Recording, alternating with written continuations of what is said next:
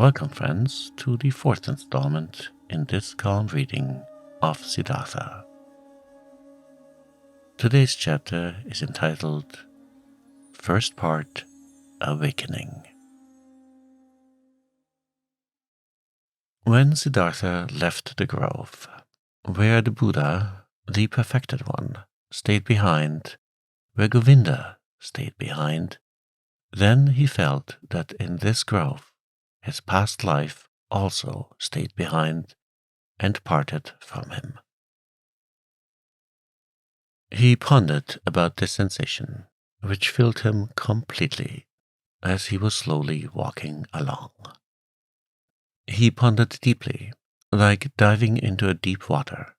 He let himself sink down to the ground of the sensation, down to the place where the causes lie. Because to identify the causes, so it seemed to him, is the very essence of thinking.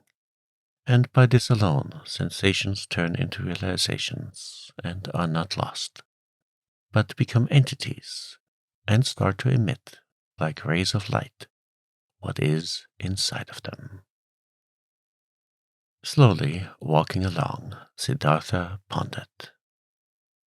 He realized that he was no youth anymore, but had turned into a man.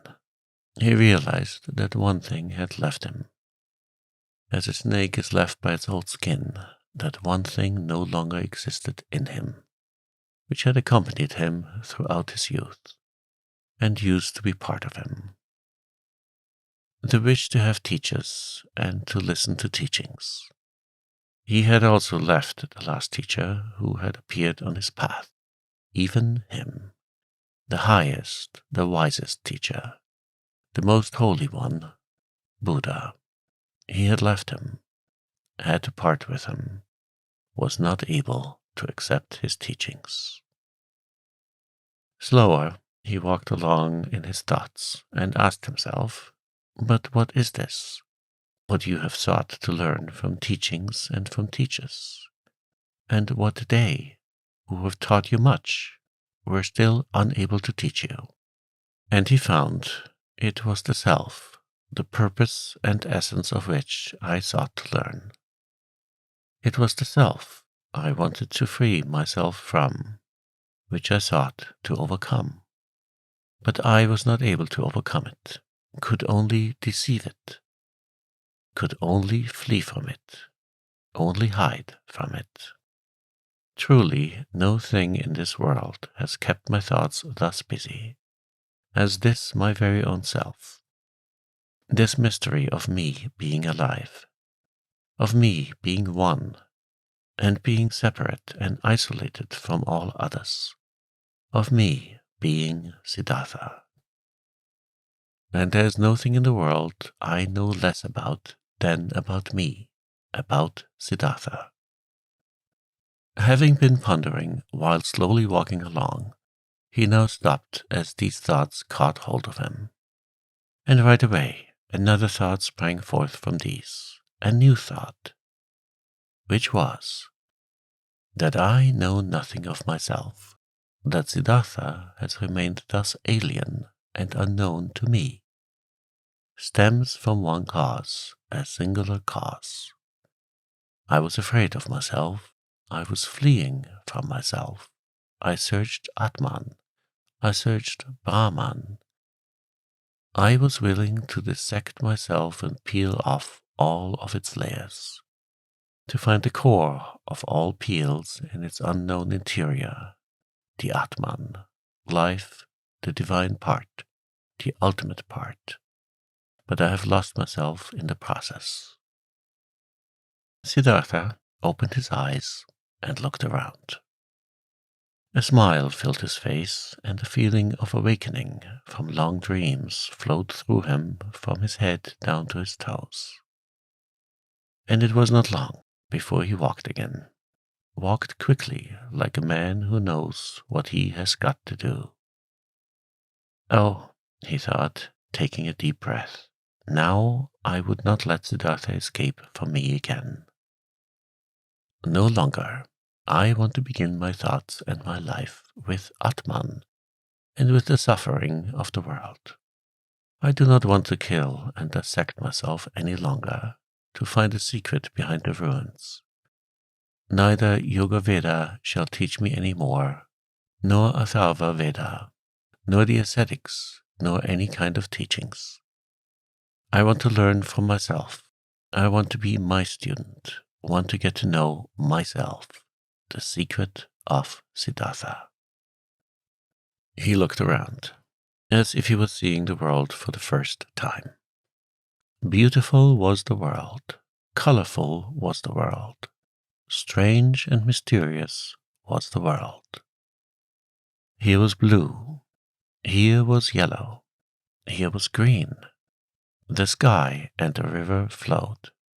The forest and the mountains were rigid. All of it was beautiful. All of it was mysterious and magical. And in its midst was he, Siddhartha, the awakening one, on the path to himself. All this yellow and blue, river and forest, entered Siddhartha for the first time through the eyes, was no longer a spell of Mara, was no longer the veil of Maya, was no longer a pointless and coincidental diversity of mere appearances, despicable to the deeply thinking Brahmin who scorns diversity, who seeks unity. Blue was blue, river was river, and if also in the blue and the river, in Siddhartha, the singular and divine lived hidden.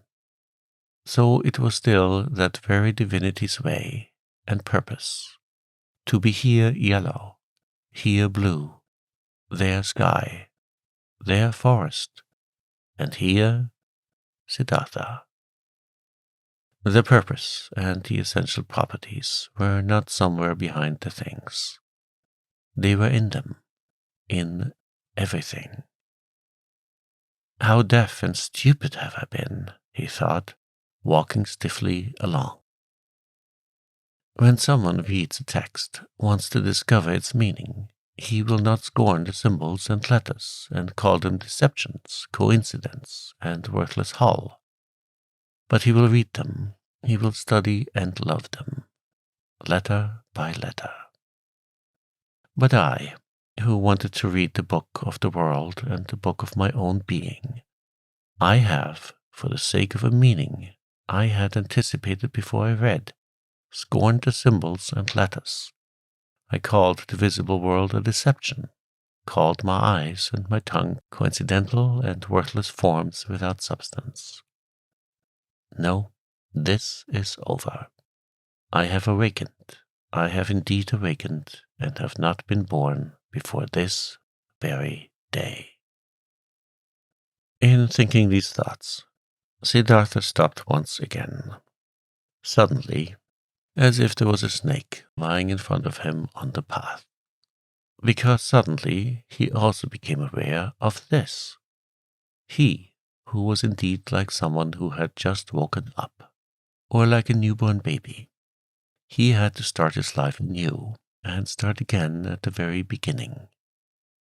When he had left in this very morning from the grove Jetavana, the grove of that exalted one, already awakening, already on the path towards himself, he had every intention, regarded as natural and took for granted, that he, after years as an ascetic, would return to his home and his father. But now, only in this moment, when he stopped as if a snake was lying on his path, he also awoke to this realization. But I am no longer the one I was. I am no ascetic anymore. I am not a priest anymore. I am no Brahmin anymore. Whatever should I do at home and at my father's place? Study? Make offerings? Practice meditation? But all of this is over. All of this is no longer alongside my path. Motionless, Siddhartha remained standing there, and for the time of one moment, and breathe. His heart felt cold. He felt a cold in his chest, as a small animal, a bird or a rabbit, would when seeing how alone he was. For many years he had been without home, and had felt nothing. Now he felt it. Still, even in the deepest meditation, he had been his father's son, had been a Brahmin, of a high caste, a cleric. Now he was nothing but Siddhartha, the awoken one. Nothing else was left. Deeply he inhaled, and for a moment he felt cold and shivered. Nobody was thus alone as he was. There was no nobleman who did not belong to the noblemen, no worker that did not belong to the workers, and found refuge with them, shared the life, spoke the language. No Brahmin who would not be regarded as Brahmins and lived with them, no ascetic who would not find his refuge with the caste of the Samanas.